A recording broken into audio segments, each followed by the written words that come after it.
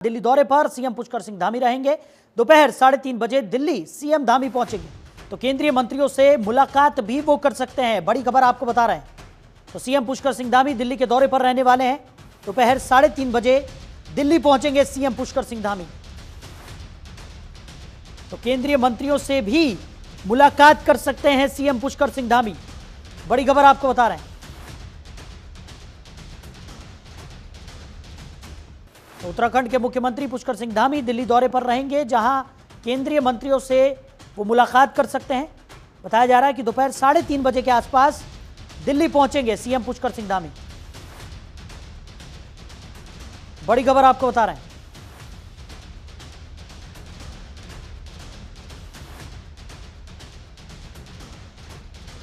दोपहर 3:30 बजे दिल्ली पहुंचेंगे मुख्यमंत्री पुष्कर सिंह धामी।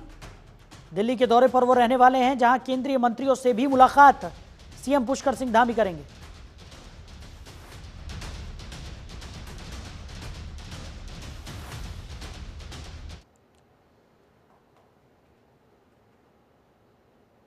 वहीं अवैध मदरसों की फंडिंग की जांच पड़ताल की जाएगी। प्रदेश में अब तक 136 मदरसे सील कर दिए गए हैं। सीएम धामी ने सख्त निर्देश यहां पर दिए हैं। रिपोर्ट सीधे सीएम कार्यालय को सौंपी जाएगी। तो उत्तराखंड सरकार अवैध रूप से संचालित मदरसों पर सख्त कार्रवाई के बाद अब उनकी फंडिंग की गहन जांच करने जा रही है। मुख्यमंत्री पुष्कर सिंह धामी ने अधिकारियों को दिशा निर्देश दिए हैं कि अवैध मदरसों को मिलने वाले धन के स्रोत की पूरी जांच की जाए और रिपोर्ट सीधे मुख्यमंत्री कार्यालय को सौंपी जाए। तो सरकार को संदेह है कि इन मदरसों को हवाला या दूसरे देशों से फंडिंग मिल रही है, जिसे लेकर व्यापक जांच की तैयारियां की जा रही हैं। प्रदेश में पिछले 1 महीने से अवैध मदरसों के खिलाफ प्रशासन का कड़ा अभियान भी चल रहा है। अब तक पूरे प्रदेश में 136 अवैध मदरसों को सील किया जा चुका है। रुड़की, ढंडेरा, बंगलौर, भगवानपुर में अब तक 12 से 15 मदरसे सील किए जा चुके हैं। 7 मदरसों को नोटिस भी दिया गया है। इन मदरसों के पास न तो पंजीकरण के वैध दस्तावेज थे और न ही उनके संचालन का कोई अधिकृत प्रमाण था। तो रिपोर्ट के अनुसार उत्तराखंड में 500 से ज्यादा अवैध मदरसे संचालित हो रहे हैं, जिनके बारे में प्रशासन को कोई जानकारी नहीं है। तो कितने अवैध मदरसे सील किए गए हैं? उधम सिंह नगर में 64, देहरादून में 44, हरिद्वार में 26,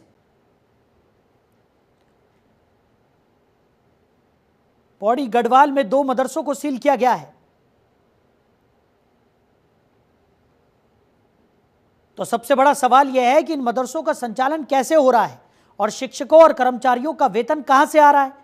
सरकार को आशंका है कि इन मदरसों को धर्म की आड़ में हवाला या विदेशी फंडिंग के जरिए आर्थिक मदद दी जा रही है। तो मुख्यमंत्री ने कहा है कि जांच के बाद ही साफ हो सकेगा कि इन मदरसों को दूसरे देशों से फंडिंग मिल रही है या नहीं।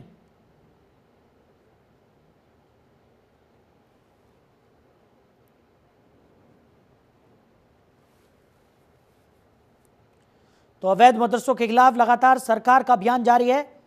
सीएम पुष्कर सिंह धामी ने सख्त रवैया अपनाते हुए अधिकारियों को निर्देशित कर दिया है कि अवैध मदरसों के खिलाफ सख्त से सख्त कार्रवाई की जाए। खबर पर ज्यादा जानकारी के साथ हमारे सहयोगी मनोज हमारे साथ जुड़ गए। मनोज, क्या कुछ निकलकर सामने आ रहा है? अवैध मदरसों के खिलाफ सरकार की कार्रवाई लगातार जारी है और सीएम पुष्कर सिंह धामी ने खुद अधिकारियों को निर्देशित कर दिया है कि अवैध मदरसों के खिलाफ कड़ी से कड़ी कार्रवाई यहां पर की जाए। कि इस समय पुलिस प्रशासन के साथ में प्रशासनिक अधिकारी मौके पर मौजूद थे और जिन्होंने आज एक मदरसे को सीज करने की कार्यवाही को अंजाम दिया। और इस कार्यवाही के दौरान स्थानीय नागरिक भी काफी संख्या में मौजूद थे, लेकिन कहीं ना कहीं ये कार्यवाही राजनीतिक रूप में भी ढलती दिख रही है, क्योंकि पूर्व जिला पंचायत अध्यक्ष राव आफाक अली ने इस कार्यवाही को पक्षपात पूर्ण कार्यवाही बताया है, जो कि उन्होंने बिल्कुल इस चीज को लेकर के साफ किया है कि अल्पसंख्यकों के साथ में इस समय सरकार पूरी तरह से पक्षपात कर रही है। मनोज जी, वहीं अगर बात की जाए जिस तरीके से सीएम पुष्कर सिंह धामी की तरफ से ये सख्त आदेश अधिकारियों को दिए गए हैं कि जितने भी अवैध मदरसे हैं उनकी जांच पड़ताल यहां पर की जाए और उनके खिलाफ सख्त कार्रवाई यहां पर की जाए, और जो भी जांच पड़ताल होगी उसकी रिपोर्ट सीधे मुख्यमंत्री कार्यालय को अब यहां पर अधिकारी सौंपेंगे। जी, मैं आपको बताना चाहूंगा कि क्योंकि पुष्कर सिंह धामी जी की ओर से जो आदेश दिए गए थे उनको लेकर के आला अधिकारियों के द्वारा 60 ऐसे मदरसे हैं जिनको की चिन्हित किया गया है और उन 60 मदरसों पर लगातार एक के बाद एक कतारबद्ध तरीके से कार्यवाही की जा रही है, जिसमें आज नवोदय नगर में इस कार्यवाही को अंजाम दिया गया और इस कार्यवाही के दौरान मदरसे को सीज भी किया गया। हालांकि मदरसे के जो मौलाना हैं उनके माध्यम से हमें बताया गया है कि जो इस समय एक नोटिस जारी करना चाहिए था समय से पहले, वो नोटिस उनको जारी नहीं किया गया और बिना नोटिस जारी किए सीज करने की कार्यवाही को अंजाम दे दिया गया। तो ऐसे भी सवाल खड़े हो रहे हैं इन मामलों को लेकर। बिल्कुल। और मनोज, अगर पूरे उत्तराखंड की बात की जाए तो 136 मदरसों को अब तक सील किया जा चुका है और ये कार्रवाई आगे भी जारी रहने वाली है, क्योंकि सीएम पुष्कर सिंह धामी खुद इस पर कड़ा रुख अख्तियार करते हुए नजर आ रहे हैं। साथ ही साथ विदेशी फंडिंग और हवाला के पैसों का लेन देन भी इन मदरसों से जुड़ा हुआ माना जा रहा है और यही वजह है कि अब सरकार जो है वो सख्त रवैया यहाँ पर अपना चुकी है और जल्द ही और भी जो अवैध मदरसे हैं उनको भी सील करने की कार्रवाई यहाँ पर देखने को मिलेगी। हाँ बिल्कुल, इसमें कोई दोहराई नहीं है। आगे भी ये कार्रवाई लगातार जारी रहने वाली है। जिस प्रकार से प्रशासन और पुलिस प्रशासन मिलकर संयुक्त रूप से इस कार्रवाई को अंजाम देने में लगे हैं, तो निश्चित तौर पर आगे भी जितने मदरसे चिन्हित किए गए हैं सभी पर यह कार्रवाई कतारबद्ध तरीके से आगे भी होने वाली है। चलिए मनोज, हमारे साथ जुड़ने के लिए, इन तमाम जानकारियों के लिए आपका बहुत शुक्रिया। आगे बढ़ते हैं। बद्री केदार धाम में पूजा की ऑनलाइन बुकिंग शुरू होगी और पूजा की ऑनलाइन बुकिंग 15 अप्रैल से शुरू हो जाएगी। तो बुकिंग शुल्क में कोई वृद्धि नहीं की गई है। चार धाम यात्रा में बद्रीनाथ और केदारनाथ धाम में विशेष पूजा और आरती के लिए ऑनलाइन बुकिंग 15 अप्रैल से शुरू हो जाएगी। तो महाअभिषेक पूजा के लिए 4700, रुद्राभिषेक के लिए 7200 रुपये देने होंगे। तो बद्रीनाथ केदारनाथ मंदिर समिति ने पिछले वर्ष के ऑनलाइन बुकिंग शुल्क में कोई वृद्धि नहीं की है। धामों में सुबह और शाम के समय होने वाली आरती के लिए 200 से 500 रुपये प्रति व्यक्ति बुकिंग शुल्क लिया जाएगा। वेद पाठ, गीता पाठ के लिए 2500 रुपये शुल्क तय है। तो पोड शोपचार पूजा के लिए 5500 रुपये, अष्टोपचार पूजा के लिए 950 रुपये, पूरे दिन की पूजा के लिए 28,600 होंगे। बीकेटीसी के मुख्य कार्य अधिकारी ने बताया है कि ऑनलाइन पूजा की बुकिंग यहाँ पर उपलब्ध रहेगी। बद्रीनाथ kedarnath.gov.in के माध्यम से ये ऑनलाइन बुकिंग की जा सकती है। तो आरती के लिए 200 से 500 रुपये देना होगा। वेद पाठ, गीता पाठ के लिए 2500 रुपये शुल्क निर्धारित किया गया है। पोड शोपचार पूजा के लिए 5500 रुपये देने होंगे। अष्टोपचार पूजा के लिए 950 रुपये देने होंगे। खबर पर ज्यादा जानकारी के साथ हमारे सहयोगी हरीश हमारे साथ जुड़ गए हैं। हरीश, बद्री केदार में विशेष पूजा अर्चना के लिए अब ऑनलाइन बुकिंग जो है वो आज से शुरू हो गई है। किस तरीके से ये बुकिंग होगी और इसमें क्या कुछ खास रहने वाला है?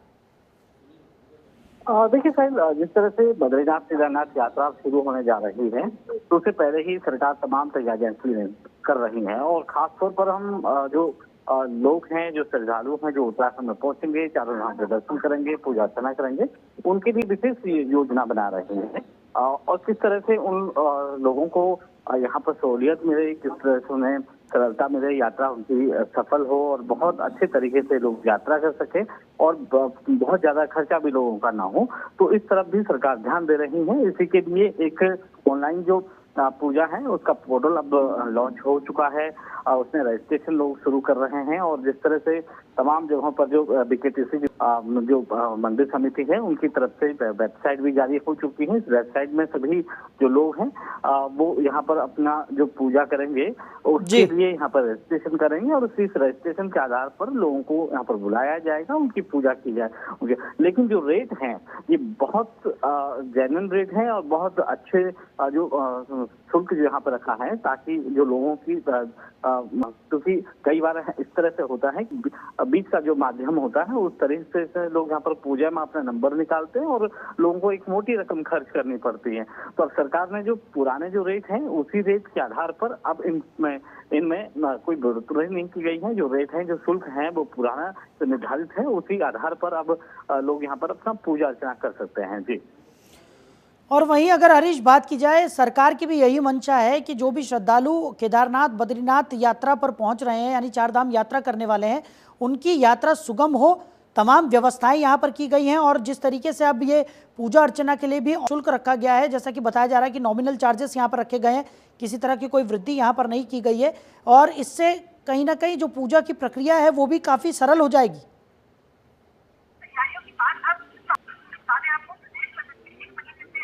इसके अलावा लोगों को कतारों में लगना ना पड़े और लोगों को अपनी बारी का इंतजार न करना पड़े और जो शुल्क है वो बहुत नॉर्मल है और बहुत कम शुल्क यहाँ पर रखे गए। जैसे मैंने बताया शायद, क्योंकि अमूमन ये होता है पिछले वर्षों की बात अगर हम बात करें तो जो बीच के लोग होते हैं वो कहीं न कहीं इन लोगों को जो पूजा करने के लिए जो यहाँ पर पहुंचते हैं, दर्शन करने के लिए पहुंचते हैं, तो उनसे मोटी रकम ऐंठते हैं और जो शुल्क जो जमा होता है वो कम ही शुल्क जमा होता है। अब ऑनलाइन माध्यम से ये होगा, यानी कि आप कोई भी किसी भी प्रकार से कोई बिचौलिया यहाँ पर काम नहीं करेगा और कहीं ना कहीं जो सीधा संवाद होगा वो आमना सामना दोनों पक्ष में होगा, खासतौर पे जो श्रद्धा है और जो मंदिर समिति है, तो उनके बीच का माध्यम होगा और कहीं ना कहीं जो तय है जो शुल्क वो किए। अब सबसे बड़ी बात है कि सरकार पूरी तरह से यात्रा को सुलभ बनाने की कोशिश कर रही है। किस तरह से लोगों को यहाँ पर सुविधाएं उपलब्ध कराई जाए, किस तरह से लोग बड़ी संख्या में उत्तराखंड आ सकें, इस तरह भी ध्यान दिया जा रहा है। सड़कों का जाल यहाँ पर बनाया जा रहा है, सड़कों को यहाँ पर बेहतर बनाया जा रहा है, बर्फ हटाने का काम है शुरू हो चुका है।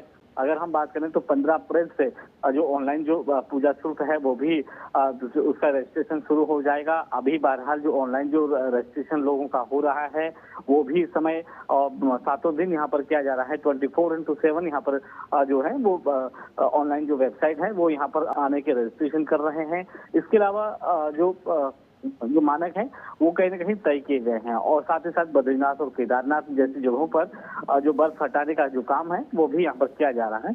तो यानी कि कुल मिलाकर ये माना जाए कि जो यहाँ के जो लोकल लोग होंगे, यानी कि स्थानीय लोग होंगे, उनकी आमदनी को बढ़ाने के लिए और ये काम किया जा रहा है। बड़ी संख्या में जो लोग यहाँ पर पहुंचेंगे उनके लिए भी बेहतर व्यवस्था यहाँ पर बनाई जा रही है। सभी विभागों को एक साथ के नीचे लिया जा रहा है, बीकेटीसी हो चाहे फिर हम गंगोत्री यमुनोत्री हो, शायद तो सभी जगहों पर बड़ी संख्या में लोग पहुंचे।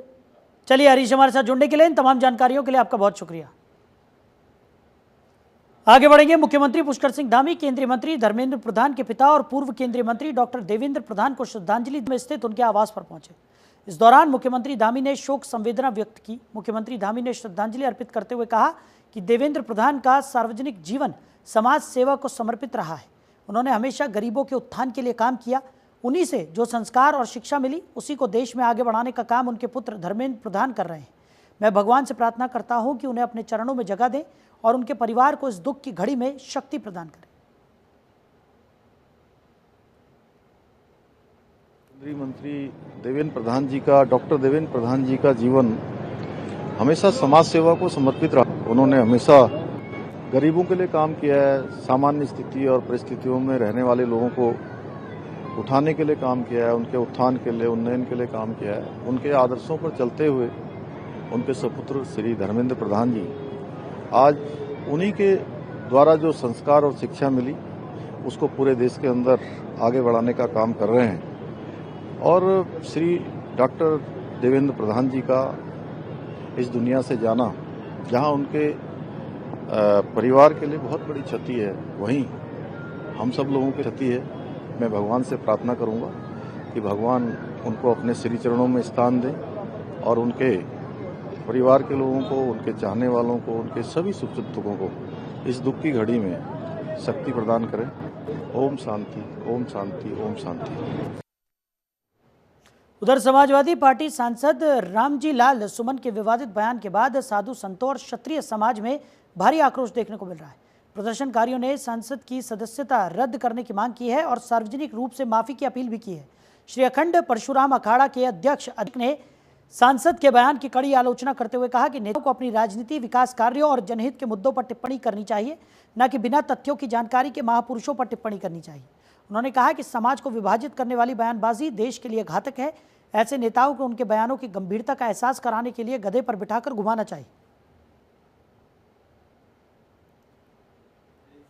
हर हर महादेव, ये पवित्र भूमि देवभूमि उत्तराखंड हरिद्वार है, माँ गंगा जी का प्रांगण है।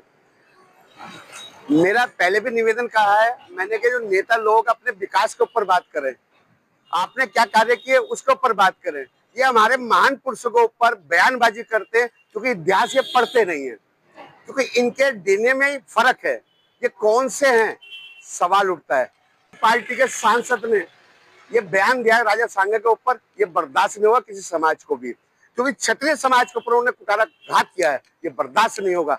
हम सब मिलकर इन सब के जहां भी ये दिखाई दे, इनका मुंह काला करके गधे पे बिठा देना चाहिए, जब इनकी औकात में पता चलेगा ये क्या बोलते हैं। क्योंकि हमारे महान पुरुष हैं, महान पुरुषों ने जो बलिदान दिया है उनको ये गलत भावनाओं के साथ पेश करते हैं। देखिए, समाजवादी पार्टी पहले से ही कटमुल्लापन की सारी सीमाएं लांघ चुकी है और मुस्लिम तुष्टीकरण की राजनीति करती है। वो जिस प्रकार से हिंदू समाज को अपमानित करने के लिए बयान देते हैं, इससे ध्यान में आता है अभी सांसद महोदय ने जिस प्रकार से कहा कि राणा सांगा गद्दार थे। ठीक, राणा सांगा गद्दार थे, लेकिन औरंगजेब भी लुटेरा था। औरंगजेब ने भारत में हिंदुओं की जो निर्ममतापूर्ण हत्याएं की और हिंदू मंदिरों को तोड़ा गया, वो हमारे आदर्श नहीं हो सकते। वो विदेशी आक्रांता थे। इस देश में बाबर का कोई स्थान, और यहाँ के रहने वाले मुसलमानों को ये ध्यान में रखना होगा कि वो सब कन्वर्टेड। देखिए, जो सपा के सांसद हैं उन्होंने जो औरंगजेब को की बड़ाई की है उसे महान बताया है। का कैसे महान हो सकता है जिसने अपने बाप दादाओं की लाश पर खड़े होकर एक सिंहासन हासिल किया, वो महान कैसे हो सकता है। और ये देश हमारे महाराणा प्रताप, छत्रपति शिवाजी और पृथ्वीराज का है। अगर राजपूतों का इतिहास हटा दिया जाए तो पूरे हिंदुस्तान छोड़ो पूरे विश्व में कोई इतिहास बचता ही नहीं। हमारे जो वीर थे अपनी देश के लिए, अपनी मातृभूमि के लिए अपने प्राण तक न्यौछावर कर दिए। और जो हमारे जितने वीर हैं वो सारे महान हैं और कोई आक्रांता बाहर से आया हुआ महान नहीं हो सकता। और हम इस चीज का पूरा विरोध करते हैं। पूत समाज और पूरा भारत है, क्योंकि जो महापुरुष होते हैं वो किसी एक समाज से नहीं होते बल्कि पूरे भारत के होते हैं, पूरे संसार के होते हैं। तो हरिद्वार में अवैध मदरसों के खिलाफ जिला प्रशासन की मुहिम जारी है। नवोदय नगर स्थित एक मदरसे पर तहसीलदार प्रियंका रानी और जिला अल्पसंख्यक अधिकारी की अगुवाई में टीम पहुंची। भारी संख्या में पुलिस बल तैनात रहा। प्रशासनिक टीम ने मदरसे की गहन जांच शुरू कर दी है, जिसके बाद आगे की कार्रवाई तय की जाएगी। इस कार्रवाई से क्षेत्र में हड़कंप मच गया है। वहीं मदरसा संचालक मौलाना ने शासन और प्रशासन पर आरोप लगाया कि जिस तरह से मदरसे पर कार्रवाई की गई वो उचित नहीं है। मौलाना का कहना है जब भी किसी संस्थान या जगह पर कार्रवाई की जाती है तो उससे पहले एक नोटिस जारी किया जाता है, लेकिन कोई सूचना या नोटिस उन्हें पहले से नहीं दिया गया। इस तरह की कार्रवाई अनुचित है। तो उनके मदरसे में सिर्फ मजहब से जुड़ी धार्मिक किताबों का अध्ययन और हिंदी भाषा की किताबों का अध्ययन छात्र छात्राओं को कराया जा रहा था। तो उसके संबंध में आज अल्पसंख्यक कल्याण अधिकारी, शिक्षा विभाग, खंड शिक्षा अधिकारी हैं, हम लोग राजस्व विभाग से तहसीलदार और पुलिस की टीम के द्वारा ये निरीक्षण किया गया है और पाया गया है कि ये जो मदरसा है बिना पंजीकरण के संचालित है। तो इसीलिए इनको अल्पसंख्यक कल्याण अधिकारी के स्तर से नोटिस भी दिया गया है। हिदायत दी गई है कि आप अपना पंजीकरण करा लें, उसके उपरांत ही संचालन करेंगे। जब तक इनका पंजीकरण नहीं होता है तब तक के लिए इसको बंद कर दिया गया, सील कर दिया गया। एक कार्यवाही जो है प्रशासनिक स्तर पे, ये वेरिफिकेशन की ही कार्यवाही। हम लोग जो है टीम जांच भी कर रही है और जो लोग जो संचालित नहीं है उनको नोटिस भी दिया जा रहा है, क्योंकि कोई भी संस्थान है उसके लिए गवर्नमेंट की नियमावली है कि उसके वो अपना पंजीकरण कराएंगे, उसके उपरांत ही संचालन करेंगे। तो ये एक इनको सूचना के रूप में भी है, इनको नोटिस दिया गया, अपना पंजीकरण करा लें, जो मानक है उनको पूरा कर लें, उसके उपरांत अपना संचालन करें। ये मदरसा है मदरसा अबुल कलाम आजाद के नाम से जी। और यहाँ पर जो ना आज जो कागजी कार्रवाई हुई है, इस मदरसे को सीज किया गया है। और मैंने ऑफिसर से मालूम किया कि भाई सीज क्यों किया जा रहा है, कि यहाँ पर मान्यता नहीं है। तो मैंने कहा सर इसके लिए मान्यता नहीं है, लेकिन जब मान्यता मदरसा बोर्ड वाले दे नहीं रहा तो मान्यता ले कहाँ से ले। शिक्षा विभाग वाले मान्यता देते नहीं मदरसों को, ओनली मदरसा बोर्ड देता है। और वहाँ पर जो है ना कंटिन्यू 5-6 साल हो गए अब तक जो है ना कोई मीटिंग ओनली फरवरी में हुई थी 2019 से लेकर के फरवरी 2025 में। अब फाइल लगा के वहाँ पर क्या फायदा होता है, वहाँ पर फाइल वैसे ही पड़ी रहती है, कोई मान्यता नहीं देते। इसलिए हमने सोचा कि अपने बच्चों को यहाँ पर अपनी जो धार्मिक ग्रंथ है, जो धार्मिक किताबें, उन किताबों को पढ़ाई जाए और जो बाकी हिंदी किताबें हैं उनको भी पढ़ाया जाए और बाकी स्कूल में इन बच्चों का एडमिशन करा दिया जाए। ऐसा ही हमने कर रखा। उधर हरिद्वार पुलिस ने शहर में नो पार्किंग अभियान का आगाज कर दिया है। चारधाम यात्रा और वीकेंड पर उमड़ने वाली भीड़ को देखते हुए ट्रैफिक व्यवस्था सुधारने के लिए एसएसपी प्रमेंद्र डोभाल के निर्देश पर यह सख्त कदम उठाया गया है। रानीपुर क्षेत्र में यातायात पुलिस ने नियमों का पालन करते हुए एक पुलिसकर्मी की कार को क्लैंपिंग कर उसका चालान काट दिया। पुलिस का साफ संदेश है कि नियम सबके लिए बराबर है। नो पार्किंग जोन में खड़े वाहनों को क्लैंपिंग और टोइंग किया जाएगा। एमवी एक्ट के तहत चालान और कानूनी कार्रवाई की जाएगी। मुख्य सड़कों और बाजार क्षेत्रों में अवैध पार्किंग पर कड़ी नजर रखी जाएगी। चारधाम यात्रा सीजन और समर वेकेशन में हरिद्वार में श्रद्धालुओं की संख्या में भारी इजाफा होता है। ऐसे में ट्रैफिक की सुगमता बनाए रखने के लिए पुलिस प्रशासन का यह अभियान बेहद अहम माना जा रहा है। यात्रियों और स्थानीय नागरिकों से पुलिस ने नो पार्किंग नियमों का पालन करने की अपील भी की है। नियम तोड़ने वालों पर कड़ी कार्रवाई तय है।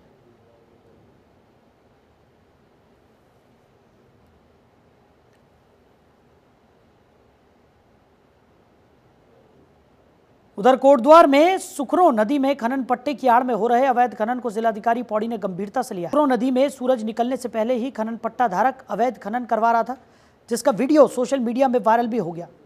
तो डीएम पौड़ी ने इस पूरे मामले में सख्ती दिखाते हुए इसकी जांच के निर्देश जारी कर संबंधित पट्टा धारक के खिलाफ कार्रवाई के निर्देश दे दिए।